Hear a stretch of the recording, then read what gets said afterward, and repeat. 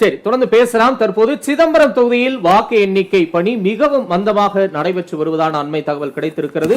பல இடங்களில் 5, 6 சுற்று முடிவுகள் அதிகாரப்பூர்வமாக அறிவிக்கப்பட்ட நிலையிலும் தற்போது வரை முதல் சுற்று நிலவரமே இன்னும் அதிகாரப்பூர்வமாக அறிவிக்கப்படாத ஒரு நிலை இருக்கிறது. சிதம்பரம் தொகுதியை பொறுத்தவரை சிதம்பரம் தொகுதியில் விடுதலை சிறுத்தைகள் தலைவர் திருமாவளவன் களம் கண்டிருக்கிறார்.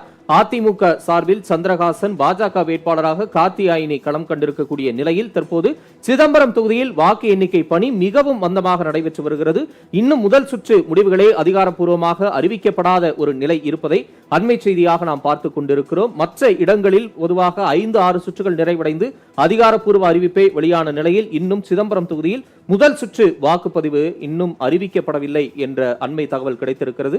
நாம் பார்த்துக் கொண்டிருக்கிறோம். சரி, தொடர்ந்து பேசலாம். தற்போது சிதம்பரம் தொகுதியில் வாக்கு எண்ணிக்கை பணி மிகவும் மந்தமாக நடைபெற்று வருவதான அண்மை தகவல் கிடைத்திருக்கிறது.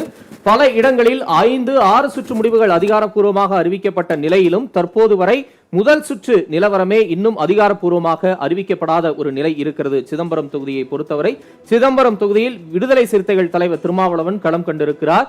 அதிமுக சார்பில் சந்திரகாசன், பாஜக வேட்பாளராக கார்த்தியாயினி களம் கண்டிருக்கக்கூடிய நிலையில் தற்போது சிதம்பரம் தொகுதியில் வாக்கு எண்ணிக்கை பணி மிகவும் மந்தமாக நடைபெற்று வருகிறது. இன்னும் முதல் சுற்று முடிவுகளே அதிகாரப்பூர்வமாக அறிவிக்கப்படாத ஒரு நிலை இருப்பதை அண்மை செய்தியாக நாம் பார்த்துக் கொண்டிருக்கிறோம். மற்ற இடங்களில் பொதுவாக 5, 6 சுற்றுகள் நிறைவடைந்து அதிகாரப்பூர்வ அறிவிப்பை வெளியான நிலையில் இன்னும் சிதம்பரம் தொகுதியில் முதல் சுற்று வாக்குப்பதிவு இன்னும் அறிவிக்கப்படவில்லை என்ற அண்மை தகவல் கிடைத்திருக்கிறது. நாம் பார்த்துக் கொண்டிருக்கிறோம்.